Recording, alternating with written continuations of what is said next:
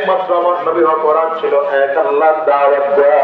তায়েফের জমিনে গিয়ে যখন আমার নবী দাওয়াত দিতে আরম্ভ করেছে রাহমাতুল লিল আলামিনকে, তায়েফের কাফির মুশরিকগুলো পাথরগুলো এত জোরে জোরে জোরে পড়েছে, যায়েদ ইবনে হারেসা বলেন নবীজির চামড়া ছিদ্র হয়ে গোশতের মধ্যে পাথরগুলো ঢুকে যায়, নবীজির রক্তগুলো টপ টপ করে করে জমিনের মধ্যে পড়ে। ছোট ছোট বাচ্চাদের হাতে রাবারের গুলিগুলো দিয়া বলে মুহাম্মদের গায়ে আধা কিলোমিটার লম্বা জায়গা আমার নবী হেঁটেছেন, আর কাফিররা শুধুমাত্র পাথর হয়েছে।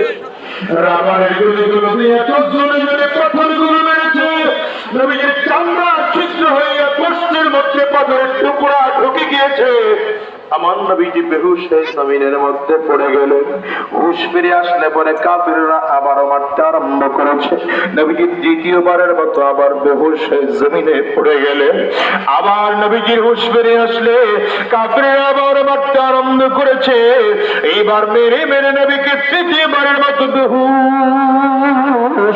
ফেরেশতারা আমার মালিকের সামনে দাঁড়ায় ডাকতে, ওগো মালিক,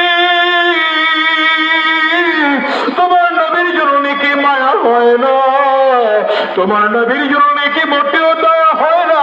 তোমার নবীর দিকে তাকাও, তাকাও, তাকাও, দেখো তোমার নবী কি বেহুশ হয়ে জমিনের মধ্যে পড়ে আছে।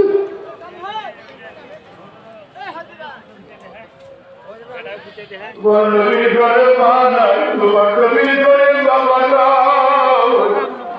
যুবকরে আমার নবীর ঘরে তো মা ছিল না, আমার নবীর বাবা ছিল না। জন্মের আগে বাবা হারিয়েছে রাহমাতুল লিল আলামিন, জন্মের 6 বছরের মাথায় মাকে হারিয়েছে। কুড়িগ্রামের যুবক, কথাটা তুমি বুঝবা না, কথাটা তুমি বুঝবা না। এই ভাড়া মজলিসে এমন মানুষ যদি